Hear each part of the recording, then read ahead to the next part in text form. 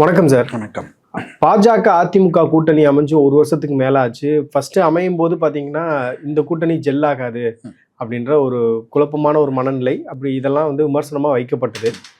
அதற்கு பிறகு பாத்தீங்கன்னா இப்ப என்டி அலைன்ஸ் கொஞ்சம் ஸ்ட்ராங்கான மாதிரியான ஒரு ஃபீல் அப்படின்றது வருது. ஏன்னா இருக்க சின்ன கட்சிகள் அத்தனையுமே வந்து ஒருங்கிணைச்சு கொண்டு வந்துட்டாங்க. திங்க் தேமுதிக தான் பெண்டிங் நினைக்கிறேன். தேமுதிகவும் இந்த அலைன்ஸ் தான் வருவாங்க அப்படின்னு சொல்றாங்க. பாஜக வந்து அதிமுகவோட இணைந்தது கிரவுண்ட்ல எப்படி சார் எதிரொலிக்குது? வாக்காளர் மத்தியில் வரவேற்பு இருக்கு, அப்ரிஷியேட் பண்றாங்க. அதிமுக பாஜக எஸ்பெஷலி என்ன ஃபேக்டர்ல அப்ரிஷியேட் பண்றாங்க? என்ன நடக்குது அப்படின்னா 2024 எலெக்ஷன் ரிசல்ட்ஸ் பார்க்குறாங்க. நாங்கள் 2 பேரும் ஒன்றா இருந்திருந்தா நிறைய எம்பிஸ் வந்திருக்கலாம், பெரிய இம்பேக்ட் கிரியேட் ஆகிருக்கும். அந்த பர்செப்ஷனில் இப்போ பார்க்கும்போது இவங்க சேர்ந்தது நல்லது. கொஞ்சம் 24ஓட 26 எலெக்ஷன் கொஞ்சம் அவங்களுக்கு நல்லா ரிசல்ட்ஸ் கொடுக்கும் அப்படின்னு ஒரு பர்செப்ஷன் வாக்காளர்ஸும் அதை நம்ம ஃபீல் பண்ண முடியுது அவங்ககிட்ட பேசும்போது. இருந்தாலும் களம் 24 களம் வேறு, 26ஓட களம் வேறு. ஸோ 24ல் நமக்கு விஜய் இல்லை, 26ல் விஜய் இருக்கார். அப்படின்னும்போது உங்களுக்கு இந்த கூட்டணி இன்னும் கொஞ்சம் ஏர்லியராக வந்திருக்கலாமோன்னு தோணுது. ஸோ இன்னும் உங்களுக்கு இன்னும் கொஞ்சம் ஸ்ட்ரென்த் வேணும். அதனால் கூட்டணியை வரவேற்கிறாங்க. பட் அது எந்த அளவுக்கு தொகுதியாக மாறும்னு பார்க்கணும். 2026 முதல்வர் வேட்பாளராக அண்ணாமலை இருப்பார் அப்படின்னு பாஜகலே ஒரு சில பேர் 2024 நாடாளுமன்ற தேர்தலுக்கு முன்னாடி பேசிட்டு இருந்தாங்க. இன்னைக்கு தேதிக்கு பார்த்தீங்கன்னா அண்ணாமலையை பொறுத்தவரையில் பாஜகலே அவருக்கு ஒரு இம்பார்ட்டன்ஸ் கொடுக்கல அப்படின்ற விமர்சனங்கள் நம்ம பார்க்க முடியுது. தொடர்ச்சியாக அவருமே வந்து அந்த பாஜகவுடைய செயல்பாடுகள்லேருந்து கொஞ்சம் விலகி அவர் இருப்பது போல தெரியுது. இப்போ அண்ணாமலை வந்து கொஞ்சம் விலகி இருப்பது பாஜகவுக்கு ஒரு சாதகமாக பார்க்கிறதா இல்லை பாதகமாக பார்க்கிறதா? இந்த அலைன்ஸ் வந்து ஒரு கிரவுண்டில் ஜெல்லாகி ஒரு நல்ல ஒரு கன்சாலிடேஷனை ஓட் ஷேரை ஏற்படுத்தணும் அப்படின்னா அண்ணாமலை அமைதியாக ஒதுங்கி இருக்கிறது தான் சரி அப்படின்னு சில பேர் சொல்கிறதையும் கேட்க முடியுது. அண்ணாமலையுடைய இம்பேக்ட் அப்படின்றது கிரவுண்டில் எப்படி சார் இருக்கு? பிஜேபியை பொறுத்த வரைக்கும் அண்ணாமலை வந்து ஒரு வரம். ரொம்ப ஒரு மெதுவாக போயிட்டு இருந்த ஒரு கட்சிக்கு அண்ணாமலை வந்து அவங்க ஃபோர்ஸ் கொடுத்தார், ஸ்பீடு கொடுத்தார், வேகமாக வளர்ந்துச்சு. யூத் மத்தியெல்லாம் இம்பேக்ட் பண்ணார். அதிமுக திமுக கிட்ட நிறைய கேள்விகள் பண்ணார். அது வந்து ரெஸ்பான்ஸ் நிறையா இருந்துச்சு. என்ன இது கொஷின்ஸ் ஒவ்வொருத்தருக்கும் ரொம்ப டைம்லியாக இருக்கும் அவருடைய ரெஸ்பான்சஸ். அது வரவேற்பு நல்லா இருந்தது. ஆனால் பிஜேபி அஸ் எ பார்ட்டி நம்ம பார்க்கும்போது ஒவ்வொருத்தருக்கும் ஒரு ரோல் ஒவ்வொரு கட்டத்தில் கொடுப்பாங்க. அண்ணாமலைக்கு கொடுத்த ரோல் அவர் பர்ஃபெக்டாக பண்ணார். இப்போ வந்து அந்த இடத்துக்கு இன்னொருத்தர் வந்திருக்கிறாரு. பட் அண்ணாமலைக்கு வேற ஒரு ரோல் கொடுப்பாங்க. அதுதான் பிஜேபி மற்ற மாநிலத்தில் நம்ம இப்படி தான் பார்க்குறோம். ரோல் இல்லைன்றதுனால அவரை வந்து ஒதுக்கிட்டாங்கன்னு நம்ம சொல்ல முடியாது. அவருக்குன்னு ஒரு ரோல் இருக்கும். பட் கட்சியில் இருக்கார். கட்சிக்கு இருக்கிற என்ன மரியாதை அவருக்கு இருக்கோ அது கிடச்சிட்டு தான் இருக்குது. எலெக்ஷன்லையுமே ஆக்டிவாக இருப்பார். ஸோ இன்ஸ்ட்ரக்ஷன்ஸ் என்ன மாதிரி இருக்குது அதுக்கேற்ற மாதிரி ஒர்க் பண்ணுவார். பட் அவர் பிஜேபி விட்டு விலகலை, பிஜேபியில் தான் இருக்கார். அவருடைய இன்ஃப்ளூயன்ஸ் இருந்துகிட்டே தான் இருக்கும். ஸோ அவருக்குன்னு அந்த ஆதரவு, அந்த வாக்காளருக்கு மத்தியில் இருக்கிற அந்த சப்போர்ட் கண்டினியூ ஆகிட்டு தான் இருக்குது. லீடர்ஷிப்பை வந்து கம்பேர் பண்ணுறாங்க இல்லையா? அப்போ உங்களுக்கு நைனா நாகேந்திரன் ஒரு பக்கம் இருக்காரு, இன்னொரு பக்கம் அண்ணாமலை இருக்காரு. இப்போ 2 பேருடைய லீடர்ஷிப்பையும் கம்பேர் பண்ணுறது கிரவுண்டில் வந்து அது ஒரு நெகட்டிவான ஒரு இம்பேக்ட் ஏற்படுத்துதா? லீடர்ஷிப் கம்பேரிஷன் நடக்குது. பட் கிரவுண்டில் வந்து ஒரு பெரிய இம்பேக்ட் கிரியேட் பண்ணுற மாதிரி எனக்கு தெரியல. ஏன்னா பிஜேபி ஃபங்க்ஷன் பண்ணதுன்னு தெரிஞ்சவங்களுக்கு ப்ராப்ளம் இல்லை. பட் எங்கே ப்ராப்ளம் வருதுன்னா சோஷியல் மீடியாவில் தான் இந்த மாதிரி ஒரு கன்ஃபியூஷன்ஸ் வருது. பட் சோஷியல் மீடியாவில் வர்றதுனால கிரவுண்டில் அந்த மாதிரி இருக்குதுன்னு நம்ம ஒரு அசம்ஷன் பண்ணிக்க முடியாது.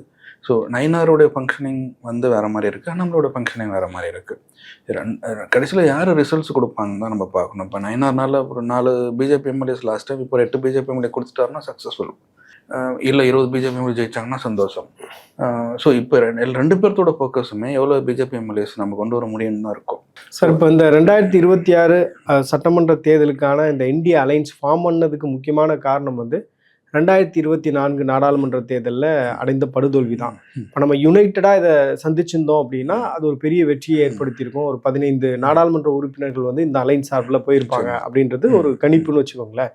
இப்போ பாஜக என்ன சொல்கிறாங்க அப்படின்னா, அமித்ஷாவே இண்டிட்டு அதை சொன்னார்னு நினைக்கிறேன். இப்போ நம்ம வந்து 18% வாக்குகள் நம்மகிட்ட இருக்குது அப்படின்றாரு. ப்ளஸ் வந்து உங்களுக்கு அதிமுக இருக்கக்கூடிய 25, இது கம்பைன் ஆனாலே உங்களுக்கு ஒரு 39-40 வந்துடும் அப்படின்றது தான் பலருடைய கணிப்பாக இருக்குது. அப்படி இருக்கும்போது இந்த முறை பாஜக வந்து எத்தனை தொகுதிகள் வரை கேட்பதற்கான வாய்ப்பு இருக்குன்றதும் ஒரு பெரிய டிஸ்கஷனாக மாறிட்டு இருக்கு. இது இன்டர்னலாக அவங்க பிளான் பண்ணுறதா இருந்தாலும் கூட பாஜகவுக்குன்னு ஒரு ஃபோர்ட் இல்லை அவங்க வந்து வெற்றி பெறக்கூடிய தொகுதிகள் அப்படின்னு என்னென்ன தொகுதிகளை நீங்கள் பார்க்குறீங்க? பாஜக பொறுத்த வரைக்கும் அதிமுக கூட்டணியை பொறுத்த வரைக்கும் இந்த முறை பாஜகவுக்கு கொஞ்சம் அதிகமாக தொகுதிகள் கொடுக்கறது நல்லது தான். கொடுத்தாங்கன்னா சந்தோஷம். ஏன்னா உங்களுக்கு அதிமுகவுக்கு தான் அது சப்போர்ட்டிவாக இருக்கும். அவங்களுக்கு சப்போர்ட்ஸ் நல்லா கிடைக்கும். அதிமுகவுக்கு உங்களோட இன்ஸ்டியூஷனுமே பாஜக கிட்ட இருக்குது, ஃபண்ட்ஸுமே பாஜக கிட்ட இருக்குது. அதிமுக கிட்ட சப்போர்ட்ன்றது வந்து ஸ்பெண்டிங் பவர் கொஞ்சம் அதிமுகவுக்கு கம்ஃபர்டபுளாக இருக்குன்றீங்க. நிச்சயமா. நீங்கள் இப்போ 234 தொகுதியில் இப்போ பிஜேபிக்கு ஒரு 30 தொகுதி கொடுக்குறோன்னா 30 தொகுதி நீங்கள் அதிமுக அந்த இடத்துல வந்து பிஜேபி பார்த்துப்பாங்க. ஸோ அதிமுக பர்டன் குறையுது. இது ஒன்று. ரெண்டாவது வந்துட்டு எந்த மாதிரி தொகுதிகள் பாஜக கேட்கலாம் அப்படின்னும்போது ஏற்கனவே அவங்களுக்கு இருந்த அந்த 4 தொகுதி அது நிச்சயமாக கேட்பாங்க. அதையும் தாண்டி உங்களுக்கு மற்ற இடத்துல இப்போ கொங்கு மண்டலத்தில் கேட்கலாம், நிறைய தொகுதிகள் அவங்க கேட்கலாம். வன்னியர் பெல்ட்டில் நிறைய தொகுதிகள் அவங்க கேட்குறதுக்கு சான்சஸ் நிறையா இருக்குது. சென்னையில் நிறைய கேட்கலாம். ஸோ பரவலாக ப்ளஸ் பாஜக இந்துத்துவா பார்ட்டின்னு ப்ரொஜெக்ட் பண்ணுறதுனால கோயில்கள் அதிகமாக இருக்கிற தொகுதிகள் கேட்கலாம். மதுரை, திருத்தணி, திருப்பரங்குன்றம், இந்த மாதிரி திருவண்ணாமலை, இந்த மாதிரி தொகுதிகளில் பிஜேபியோட ஐடியாலஜி சிங்க் ஆகிற மாதிரி பழனி, இந்த மாதிரி தொகுதியிலும் பாஜக எதிர்பார்க்கலாம் அதிமுக கூட. ஸோ இதெல்லாம் தான் பாசிபிலிட்டிஸ் நிறையா இருக்குது. இப்போ திமுக பற்றி பேசும்போது திமுக வந்து நிறைய ஃப்ளாக்ஷிப் ஸ்கீம்ஸ் வந்து இன்ட்ரடியூஸ் பண்ணியிருக்காங்க. தொடர்ச்சியாக அதை வந்து விளம்பரமும் படுத்துகிறாங்க. அதில் வந்து அவங்களுக்கு ஒரு மைலேஜ் அப்படின்றது இருக்கு. இந்த ப்ராஸ்பெக்டை அவங்க மக்கள் மத்தியில் முன் வச்சு வாக்கு கேட்பாங்க அப்படின்றது நம்ம பார்க்க முடியுது. இப்போ அதிமுக பாஜக இந்த இந்திய அலைன்ஸை பொறுத்தவரையில் அவங்களுக்கு சாதகமாக இருக்கக்கூடிய விஷயங்கள்னா இந்த தேர்தலை பொறுத்தவரையில் என்ன சார்? ஒன்று வந்து இப்போ எதிர்ப்பலை, திமுக அகைன்ஸ்டாக இருக்கிற எதிர்ப்பலை அவங்க வந்து அதை ஆப்டிமைஸ் பண்ண ட்ரை பண்ணுவாங்க. ரெண்டாவது வந்து அவங்களுடைய ஸ்கீம்ஸ், எர்லியர் ஸ்கீம்ஸ். மூணாவது வந்து இப்போ அவங்க அனௌன்ஸ் பண்ணியிருக்கிற எலெக்ஷன் மேனிஃபெஸ்டோவில் கவர்ச்சிகரமாக ஒரு 4-5 ஸ்கீம்ஸ் கொடுத்துருக்குறாங்க. ஸோ இதெல்லாம் மையமாக வச்சு அவங்க வாக்காளரை சந்திப்பாங்கன்னு தான் தோணுது எனக்கு. எதிர்ப்பலையை ஆப்டிமைஸ் பண்ணுறது வந்து கூட்டணியாக தான் அவங்க பண்ணி ஆகணும். மேனிஃபெஸ்டோஸ் வந்து ஒவ்வொரு கட்சிக்கும் ஒவ்வொரு மேனிஃபெஸ்டோ இருக்கும். ஏன்னா என்டிஏக்குன்னு தனியாக ஒரு மேனிஃபெஸ்டோஸ் கொடுக்குறாங்களான்னு தெரியல. பட் அதிமுக தனியாக கொடுக்குறாங்க, பிஜேபி தனியாக கொடுப்பாங்க, பாமக தனியாக கொடுக்க சான்சஸ் இருக்குது. ஸோ ஒவ்வொருத்தரோட மேனிஃபெஸ்டோவும் அவங்க களத்துக்கு எடுத்துகிட்டு போவாங்க. மூணாவது வந்து அவங்களுக்கு இருக்கிற பெரிய சேலஞ்ச் இப்போ வந்து மேனிஃபெஸ்டோவையும் தாண்டி இதையும் கேட்குற எதிர்ப்பலை ஆப்டிமைஸ் பண்ணுறதையும் தாண்டி புதுசாக ஒரு பிளேயரை எப்படி டேக்கிள் பண்ண போகிறாங்க, அதுதான் நம்ம பார்க்கணும் இப்போ. ஸோ அதில் தான் ஏடிஎம்கே அதிகமாக ஃபோக்கஸ் பண்ணுவாங்கன்னு எனக்கு தோணுது. ஏன்னா அதை விட்டுட்டாங்கன்னா ஆல்மோஸ்ட் ஒரு மேஜர் சங்கா ஓட்டர்ஸை அவங்க இக்னோர் பண்ணுறாங்கன்னு அர்த்தம். சார், இப்போ பாஜக பொறுத்தவரையில் 2021 சட்டமன்ற தேர்தலில் 20 தொகுதிகளில் போட்டிட்டு 4 தொகுதிகளில் வெற்றி பெற்றாங்க. இப்போ இந்த முறை வந்து 42 இடங்கள் வரை கேட்போம் அப்படின்னு ஒரு சில பேர் சொல்கிறாங்க. சில பேர் வந்து 65 இடங்கள் வந்து பாஜக ஐடென்டிஃபை பண்ணி வச்சிட்டாங்க, 65 இடங்கள் வந்து அதிமுகட்ட டிமாண்ட் பண்ணுவாங்க அப்படின்லாம் சொல்கிறாங்க. உண்மையாகவே பாஜகவால் வெல்ல முடியும், இல்லை பாஜக வந்து ஒரு டஃப் காம்படிஷன் கொடுக்க முடியும் அப்படின்னா எந்தெந்த தொகுதிகள், எத்தனை தொகுதிகள் வந்து அவங்களுக்கு சாதகமாக இருக்குன்னு நீங்கள் பார்க்குறீங்க? 35 தொகுதி நான் சொல்லலாம். பாஜக இப்போ எனக்கு வந்து பாஜக பிஜேபிக்கு இந்த தொகுதியெல்லாம் கொடுங்கன்னா 35 தொகுதி என்னால் லிஸ்ட் பண்ண முடியும். ஐ திங்க் அவங்களும் அதிகமாக கேட்க மாட்டாங்கன்னு தோணுதா? 35 வரைக்கும் அவங்க கேட்க மாட்டாங்கன்னு தான் எனக்கு தோணுது. நான் 20 லாஸ்ட் 25னா இந்த முறை 35 கூட கேட்கலாம். அதுக்கு மேலே பாசிபிலிட்டிஸ் ரொம்ப கம்மி.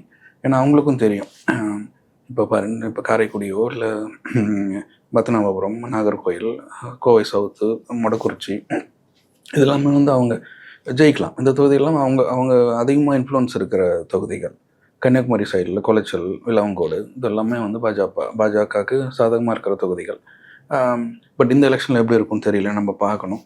ஸோ இந்த மாதிரி சில ஒவ்வொரு 35 தொகுதி நம்ம ஐடென்டிஃபை பண்ணணும். ஏன்னா 2016 பெஞ்ச் மார்க்கை வச்சு நம்ம பார்த்தோம்னா 16 பாஜக தனியாக கண்டெஸ்ட் பண்ணாங்க. எல்லா 234 தொகுதியிலும் மேக்ஸிமம் அவங்க நின்றாங்க. 230 கூட்டணி கூட்டுட்டு மீதி ஒரு 210 தொகுதி அவங்க தனியாக நின்றாங்க.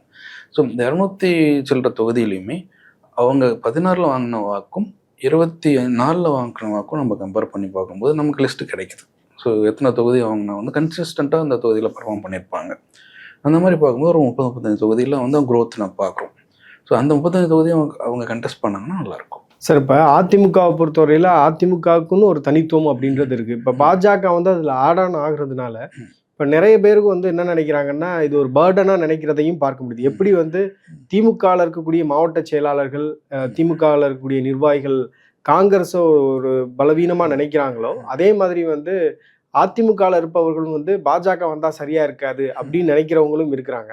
இப்போ இந்த அலைன்ஸில் வந்து இப்போ அவசரமாக வந்து டிடிவி தினகரனை ஆன்போர்ட் பண்ணது, இதெல்லாமே அங்கே இன்டர்னலாகவே ஒரு குழப்பம் இருக்கு அப்படின்னு சொல்றாங்க. உதாரணத்துக்கு சொல்லணும்னா, அமமுகவுடைய நிர்வாகி ஒருத்தர் வந்து அதிமுக நிர்வாகியோட ஒரு 5-6 ஆண்டு காலமாக பேசாமலே இருந்திருப்பாரு. அவங்க 2 பேர்த்துக்கும் அந்த ஊர்ல வந்து ஒரு பெரிய ஒரு சண்டையே நடந்திருக்கும். ஸோ திடீர்னு தினகரன் போய் இந்த அலைன்ஸில் ஜாயின் ஆயிட்டாரு. அவர் சேர்ந்துட்டார். மன வருத்தங்கள் அவருக்கு கிடையாது. ஆனா எத்தனையோ நிர்வாகிகள் வந்து மன வருத்தத்தோட இருப்பாங்க. அவங்க வந்து ஒரே நாள்ல ஜெல் ஆகிறது அப்படின்றது சாத்தியமே இல்லை. அப்படி இருக்கும்போது இந்த மாதிரியான குழப்பங்கள் எல்லாம் எப்படி இந்த அலைன்ஸ் ஹேண்டில் பண்ணுவாங்கன்னு நினைக்கிறீங்க? யூஸ்வலாகவே கூட்டணின்னு வரும்போது இந்த குழப்பங்கள் இருக்க தான் செய்யும். பட் எலெக்ஷன் ஒர்க் ஆரம்பிச்சதுக்கு அப்புறம் பார்த்தோம்னா மேக்ஸிமம் இதெல்லாம் பின்னாடி தள்ளிடுவாங்க, வெற்றியை நோக்கி போவாங்க. அப்பயுமே ஒரு சில குழப்பங்கள் இருக்கும். பட் இதுதான் அரசியல். அவங்க இதை இக்னோர் பண்ணி போனால் மட்டும்தான் நம்ம வெற்றி வாய்ப்பு நமக்கு கிடைக்கும். இதெல்லாம் வந்து ஒரு என்ன சொல்கிறது, ஒரு ப்ராக்டிக்கல் டிஃபிகல்ட்டிஸ் அவங்க மேனேஜ் பண்ணிப்பாங்க. அதிமுக எக்ஸ்பீரியன்ஸ் இருக்குது, பாரதிய ஜனதாவுக்கும் எக்ஸ்பீரியன்ஸ் இருக்குது. அமமுகவில் இருக்கிறவங்களும் ஏடிஎம்கேல ட்ரெயின் ஆகி தான் அந்த கட்சியில் இருந்தவங்க. ஸோ அதனால் இது வந்து அவங்களோட வெற்றி வாய்ப்பை அஃபெக்ட் பண்ணுற அளவுக்கு பாதிக்குமான்னு தெரியல, கஷ்டம். ஆனால் அதிமுகவுக்கு என்ன இப்போ தேவைன்னா இன்னும் கொஞ்சம் அடிஷ்னலாக ஃபோர்ஸ் தேவைப்படுது. ஃபார் இன்ஸ்டன்ஸ் ஓபிஎஸ்க்கு, சசிகலா இந்த மாதிரி இன்னும் கொஞ்சம் அவங்களுக்கு ஸ்ட்ரென்த் தேவை. யுனைடெட் அதிமுகவா அது இருக்கணும்ன்றீங்க? ஆமாம், யுனைடெட் அதிமுக இன்னும் பேலன்ஸ் இருக்குது. ஆமாம், இன்னும் 2 பேர் வரணும். அதுதான் அதுதான் அவங்களுக்கு இப்போ ப்ராப்ளமாக இருக்குது. பத்தாது. இப்போ நான் டிடிவி வந்தது சந்தோஷம், அதிமுக நிச்சயமாக அது வலுவை சேர்க்கும். பட் இன்னும் முடியல. இன்னும் கொஞ்சம் பேர் வரணும். அதில் சசிகலாவும் ஓபிஎஸும் உள்ளே கொண்டு வந்து இன்டர்டாக ஃபைட் பண்ணாங்கன்னா இன்னும் கொஞ்சம் அவங்க ஸ்ட்ராங்காக டிஎம்கே எதிர்க்க முடியும். இந்த எலெக்ஷன் நம்ம எடுத்துக்கிட்டோம் அப்படின்னா ஒரு 4 முனை போட்டியாக இருக்க போதுன்னு சொல்கிறாங்க. எல்லா லீடர்ஸுமே பார்த்தீங்கன்னா ரொம்ப கம்ஃபர்டபுளாக கான்ஃபிடென்ட்டாக இருக்கிற மாதிரி தெரியுது. நீங்கள் வந்து திமுகவுடைய தலைவர் திரு ஸ்டாலின் அவர்களாக இருக்கட்டும், விஜயா இருக்கட்டும், நாம் தமிழர் கட்சியுடைய ஒருங்கிணைப்பாளர் திரு சீமான் அவர்களாக இருக்கட்டும், அதுக்கு பிறகு எடப்பாடி பழனிசாமியாக இருக்கட்டும், எல்லாருமே வந்து இந்த எலெக்ஷனில் நாங்கள் ஷுவராக வின் பண்ணிடுவோம் அப்படின்ற ஒரு கான்ஃபிடென்ட்டோட இருக்கிறதா நான் பார்க்குறேன். அதில் எஸ்பெஷலி பார்த்தீங்கன்னா எடப்பாடி பழனிசாமியை பொறுத்தவரையில் அவர் வந்து செய்தியாளர் சந்திப்புலையும் சரி, இல்லை இந்த மாதிரி ஊடகங்கள் நடத்தக்கூடிய நிகழ்ச்சியில் அவர் கலந்து கொண்டு பேசும்போதும் சரி, ஒரு எக்ஸ்ட்ரா ஜோஷ் வந்து ஒரு ஆட் ஆன் ஆன மாதிரி ரொம்ப ஒரு கம்ஃபர்டபுளாக வந்து ரொம்ப கான்ஃபிடென்ட்டாக அவருடைய ஆன்சர்ஸ் எல்லாமே இருக்குது. நீங்கள் இதை எப்படி அனாலிசிஸ் பண்ணுறீங்க? இபிஎஸ் வந்து ஒரு எக்ஸ்பீரியன்ஸ்டு பொலிட்டீஷியன். ஒரு எலெக்ஷன் மேனேஜ்மெண்ட்டில் ரொம்ப ஸ்கில்ஃபுல் பர்சன். ரைட் டைமில் ரைட் காயின்ஸ் மூவ் பண்ணுறாரு. இப்போ லாஸ்ட்டு 6 மந்த்ஸாக அவர் எடுத்த எல்லா முடிவுகளுமே சரியாக இருக்குது. பட் இருந்தாலும் சில டைம் தேர்தல் பொறுத்த வரைக்கும் உங்களோட முடிவுகள் கரெக்டாக இருந்தாலுமே தேர்தல் முடிவு வந்து வேறு மாதிரி இருக்கும். ஸோ அவர் எடுக்கிற முடிவும் தேர்தல் முடிவும் மேட்ச் ஆச்சுன்னா அப்ரிஷியேட் பண்ணுவாங்க, அவர் சக்ஸஸ்ஃபுல்னு சொல்லுவாங்க. மேட்ச் ஆகாத பட்சத்தில் நீங்கள் எவ்வளோ தான் முடிவு நீங்கள் பாசிட்டிவ் எடுத்தாலும், நீங்கள் எவ்வளோ தான் நீங்கள் வந்து வெளியில் வந்துட்டு நீங்கள் உங்களை அழகாக ப்ரொஜெக்ட் பண்ணாலுமே பட் ரிசல்ட்ஸ் வேறு மாதிரி வந்துச்சுன்னா உங்களை கொஷின் பண்ணுவாங்க. எடப்பாடிக்கு அந்த சேலஞ்ச் இருக்குது. அவருடைய பொலிட்டிக்கல் கரியரில் இந்த எலெக்ஷன் வந்து going to be very very important. இது வரைக்கும் பார்த்த எலெக்ஷனுக்கும் இந்த எலெக்ஷனுக்கும் நிறைய டிஃப்ரென்ஸ் இருக்குது. ஏன்னா ஒரு கட்சியோட தலைமையாக முழுமையான பொறுப்போடு வராரு. லாஸ்ட் டைம் பார்த்தோம்னா ஓபிஎஸ் அவரும் ஷேர்டு லீடர்ஷிப் மாதிரி இருந்தது. பட் இந்த முறை சிங்கிள் லீடர்ஷிப், அதுவே அவருக்கு ஒரு பெரிய சேலஞ்ச் தான். அந்த பர்டனை வச்சுட்டு தான் அவர் வந்து மற்ற ஆக்டிவிட்டீஸை பார்க்கணும். எந்த அளவுக்கு சக்ஸஸ்ஃபுல்லாக வராருன்னு நம்ம ரிசல்ட்ஸ் தான் சொல்லணும். பட் தென் இருந்தாலும் அவருக்கு இப்போ இருக்கிற பலம் பத்தாது. இப்போ நீங்கள் சொன்ன மாதிரி எடப்பாடி பழனிசாமிக்கு தான் இந்த தேர்தல் அப்படின்றது மிக முக்கியமான தேர்தல். இப்போ திமுகவோட நீங்கள் பார்த்தீங்கன்னா அட்லீஸ்ட் ஒரு இன்ஃப்ராஸ்ட்ரக்சர் அப்படின்றது ரொம்ப யுனைட்டடாக இருக்குது. ஸோ அவங்களுக்கு வந்து ஒரு எக்ஸ்ட்ரா டேஞ்சர் அப்படின்றது கிடையாது. ஆனால் அதிமுகவை பொறுத்தவரையில் ஒரு எக்ஸ்ட்ரா டேஞ்சர், விஜயை பொறுத்தவரையில் அவருக்கு டேஞ்சரே கிடையாது, ஜஸ்ட் ட்ரை. நாம் தமிழர் கட்சியை பொறுத்தவரையில் அவங்க வந்து தனியாக தான் கண்டெஸ்ட் பண்ணுறாங்க. ஸோ அவங்க வந்து இது சேலஞ்சாகவும் பார்க்கல. எடப்பாடி பழனிசாமி எப்படியாவது ஜெயிச்சிடணும் அப்படின்றது தான் அவருடைய நோக்கமாக இருக்கணும். ஆனால் அவர் ரொம்ப கூலாக வந்து எல்லாத்தையுமே டீல் பண்ணுறாரு அப்படின்றதையும் நம்ம கவனிக்க முடியுது. ஸோ வேற எதுவும் காரணங்கள் அடுத்தடுத்த இந்த 50 நாட்களுக்குள்ள வேற ஏதாவது நிகழ்வதற்கு வாய்ப்பு இருக்கா? அனுபவம், உங்களுக்கு அரசியல் அனுபவம் மிக்கவர் இபிஎஸ், ஏடிஎம்கேவோட தலைவர். உங்களுக்கு அது வந்து உங்களால் எந்த ஒரு ப்ரெஷரையும் ஹேண்டில் பண்ண முடியும். இவ்வளோ நாட்கள் அரசியல் அனுபவம். நம்ம அப்போ கான்ட்ராஸ்ட் இந்த இடத்துல பார்க்குறோம். விஜய் நம்ம பார்க்குறோம். அந்த ஸ்டைல் ஆஃப் ஃபங்க்ஷனுக்கு இந்த ஸ்டைல் ஆஃப் ஃபங்க்ஷனுக்கு நிறைய டிஃப்ரென்ஸ் இருக்குது. இது அனுபவம். அது வந்து புதுசாக உள்ள வரும்போது எப்படி ஒரு லீடர் ரியாக்ட் பண்ணுவாரோ அந்த மாதிரி விஜய் நம்ம பார்க்குறோம். எடப்பாடி இருக்கிற கான்ஃபிடென்ஸ் என்னென்னா, அவர் நம்ம பலமான கூட்டணி அமைச்சிட்டோம், நம்மளால தேர்தலை சந்திக்க முடியும், கவர்ச்சிகரமாக நம்ம எலெக்ஷன் மேனிஃபெஸ்டோ ரிலீஸ் பண்ணுறதுக்கு முன்னாடி நம்ம அதில் இருக்கிற சில பாயிண்ட்ஸ் நம்ம ரிலீஸ் பண்ணியிருக்கிறோம், ஜனங்கிட்ட வாக்காளர்கிட்ட நிறைய ஆதரவு இருக்குது, அந்த மாதிரி ஒரு பாசிட்டிவ் சென்டிமெண்ட்ஸ் அவர் ஃபீல் பண்ணலாம். ஒருவேளை அவரோட இன்டர்னல் சர்வேஸ் வந்து அவருக்கு அவராக கொடுக்கலாம், ரிசல்ட்ஸ் வரலாம். நான் வந்து நீங்கள் வந்து ஆட்சி அமைக்க போகிற மாதிரி அவங்களுடைய சர்வே ரிப்போர்ட்ஸ் அவருக்கு தெரியலாம், இல்லை அவங்க ஒர்க் பண்ணுற டீம் அந்த மாதிரி ரிப்போர்ட்ஸ் தராங்கன்னு நம்ம தெரியல. ஸோ டேட்டா பாயிண்ட்ஸும் அவருக்கு ஃபேவராக இருக்கணும், கூட்டணியுமே அவர் நினச்ச மாதிரி அமையுது. களமும் பார்த்தோம்னா இப்போ யூஸ்வலாக தமிழ்நாடு சென்டிமெண்ட் எப்படின்னா ஒரு 5 years டிஎம்கேன்னு, இன்னும் அடுத்த 5 years அதிமுக. அது சில டைமில் மாறி இருக்குது. பட் ஓவராலாக அது வந்து பார்த்தோம்னா டிஎம்கே டிஎம்கே மாறி மாறி வரும்போது ஒருவேளை நமக்கு அடுத்த முறை மக்கள் வந்து சேஞ்ச் விரும்புவாங்க அப்படின்னு சொல்லிட்டு ஒரு மைண்டில் இருக்கலாம், திங்கிங்கில் இருக்கலாம். ப்ளஸ் களத்தில் அவருக்கு இன்னும் 24 கம்பேர் பண்ணும்போது 26 நல்லாயிருக்கு. ஸோ கூட்டம் நிறையா வருது, நிறைய பேர் வந்து லிசன் பண்ணுறாங்க அவர் பேச்சை, ஆன்லைன் விசிபிலிட்டிக்கு முன்னையோட இப்போ பெட்டராக இருக்குது. ஸோ இதெல்லாம் வச்சு பார்க்கும்போது கான்ஃபிடண்ட்டாக இருக்கிறதுக்கு இதெல்லாம் தான் ஃபேக்டர்ஸ்ன்னு நான் பார்க்குறேன். சார், இப்போ கொங்கு பகுதியை தான் வந்து அதிமுகவும் கான்சன்ட்ரேட் பண்ணுறாங்க, பாஜகவும் கான்சன்ட்ரேட் பண்ணுறாங்க. இப்போ ரீசெண்டாக நமக்கு கிடைத்த தகவல் என்ன அப்படின்னா, அது மாதிரி அண்ணாமலை வந்து சிங்காநல்லூர் தொகுதியில் போட்டியிட விரும்புகிறார் அப்படின்னு சொல்கிறாங்க. ஆனால் அதிமுக வந்து வேணா அவர் அரவக்குறிச்சியில் வேணால் நிற்கட்டும், நாங்கள் தர்றோம், சிங்காநல்லூர் வந்து எங்கள் ஃபோர்ட்டுங்க அப்படின்னு சொல்லினதா ஒரு தகவல் சொல்கிறாங்க. அவர் கேட்கக்கூடிய சூலூர், சிங்காநல்லூர், பல்லடம் இதெல்லாமே வந்து அதிமுகவுக்கு செல்வாக்குள்ள தொகுதிகளாக இருக்குது, அந்த தொகுதிகளை கொடுக்க முடியாதுன்னு சொல்கிறாங்க அப்படின்றாங்க. அண்ணாமலை வந்து ஒரு சென்டர் ஸ்டேஜ்லேருந்து கொஞ்சம் நகர்த்தி கொஞ்சம் ஓரமாக உட்கார வச்சிட்டாங்களோ அப்படின்ற ஒரு ஃபீல் வந்து அண்ணாமலையுடைய ஆதரவாளர்களுக்கு இருப்பதை நம்ம பார்க்க முடியுது. அண்ணாமலையுடைய ரோல் அப்படின்றது 2026 எலெக்ஷனை பொறுத்தவரையில் எப்படி இருக்குன்னு நினைக்கிறீங்க? நீங்கள் ஒரு யூத் லீடராக ஒருத்தர் புதுசாக வந்திருக்காருன்னும் போது நீங்கள் அண்ணாமலையை ப்ரொஜெக்ட் பண்ணி எலெக்ஷனை கண்டெஸ்ட் பண்ணிங்கன்னா நல்லாயிருக்கும். நான் ப்ரூவ் பண்ணியிருக்கார், 3 வருஷமாக ஒர்க் வெரி ஹார்ட் அண்ணாமலை, ஆதரவு நிறைய இருக்குது. ஸோ அவரை இக்னோர் பண்ணிவிட்டு நீங்கள் எலெக்ஷனை ஃபேஸ் பண்ணுறீங்க அப்படின்னா இட்ஸ் மூவ் ஹேண்டிகேப் தான் உங்களுக்கு. ஸோ திரும்ப அந்த தப்பை டிஎம்கே கூட்டணி பண்ணக்கூடாது.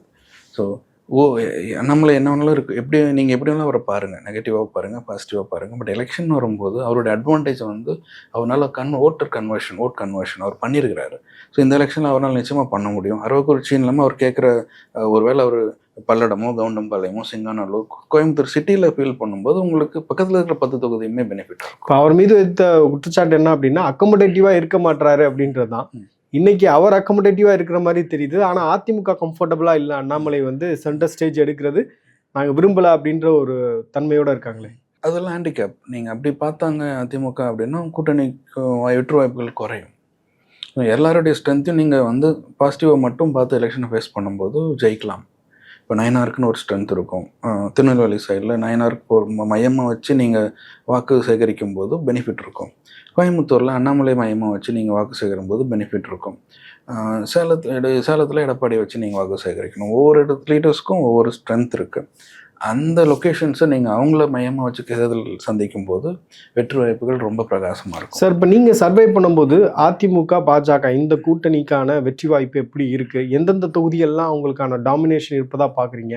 இப்போ நிறைய தொகுதிகளில் வந்து வெற்றி பெறக்கூடிய தொகுதிகள் அப்படின்றதும் இருக்குது. ஏன்னா வந்து நான் ஏற்கனவே ஒரு தடவை பேசின மாதிரி ஒரு கடந்த 10 ஆண்டு கால ஆட்சியில் இருந்துட்டு ஒரு பெரிய ஆன்டி இன்கம்பன்சி இருந்த போதும், ஒரு லீடர்ஷிப் கிரைசிஸ் இருந்த போதும் அவங்களால வந்து அந்த அலைன்ஸ் 75 தொகுதிகள் வரை வெற்றி பெறாங்க. அதில் அதிமுக மட்டுமே எல்லோன்னு 66 தொகுதிகளில் ஜெயிக்கிறாங்க. கோயம்புத்தூர் பார்த்தீங்க அப்படின்னா 10 தொகுதிகள் இருக்குன்னா 9 தொகுதியிலும் அதிமுக ஜெயிக்குது. ஒரே ஒரு கோயம்புத்தூர் சவுத்து அது வந்து பாஜக கூட்டணி ஜெயிக்குது அப்படின்றத பார்க்க முடிந்தது. ஸோ நீங்கள் களத்துக்கு போகும்போது என்ன ரிப்போர்ட்டாக கிடச்சிது? அதிமுக எந்த தொகுதி ஜெயிப்பாங்கன்றத விட எங்கே லூஸ் பண்ணுவாங்கன்னு நம்ம பார்த்தோம்னா நமக்கு அதுக்கு ஆன்சர் கிடைச்சிடும். சென்னை ஏரியாஸில் அதிமுக வீக்காக இருக்குது. ஸோ இங்கே வந்து அதிகமாக நம்ம எதிர்பார்க்க முடியாது. ஒருவேளை பாஜகனால சில தொகுதி டி நகர், மயிலாப்பூர் இந்த மாதிரி தொகுதியில் க்ளோஸாக வரலாம். வட தமிழ்நாட்டில் பாமக கூட இருக்கிறதுனால வெற்றி வாய்ப்புகள் அதிகமாக இருக்குது அதிமுகவுக்கு. ஒருவேளை விழுப்புரம் இந்த மாதிரி ஏரியாவில் அதிமுக வந்து கொஞ்சம் ட்ரை பண்ணலாம். ஃபைட்டிங் கண்டெஸ்ட் இருக்குது. அதே மாதிரி இதில் சேலத்தில் அகைன் பிஎம்கே ஐடிஎம்கே கூட்டணி உங்களுக்கு ஃபேவராக இருக்கும்.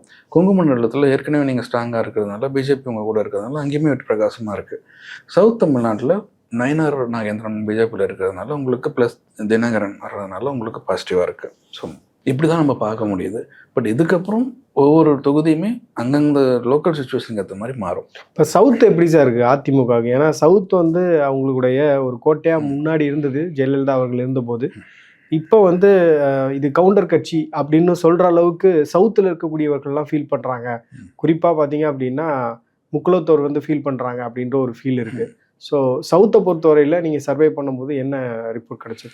சவுத்து பொறுத்த வரைக்கும் உங்களுக்கு இங்கே எப்படி வன்னியர் கம்யூனிட்டியில் வந்து லீடர்ஷிப் கிரைசிஸ் இருக்கோ அங்கே வந்து முக்குலத்தூர் கம்யூனிட்டியில் அந்த லீடர்ஷிப் கிரைசிஸ் நம்ம பார்க்க முடியுது. ஸோ ஓபிஎஸ், தினகரன், சசிகலா, நயினார் நாகேந்திரன் யார் வந்து லீடர்ஷிப் யுனைட்டடாக இல்லை. எல்லாருமே ஒவ்வொரு செக்மெண்ட் ஆஃப் கம்யூனிட்டிஸாக கவர் பண்ணி வச்சுருக்கிறாங்க.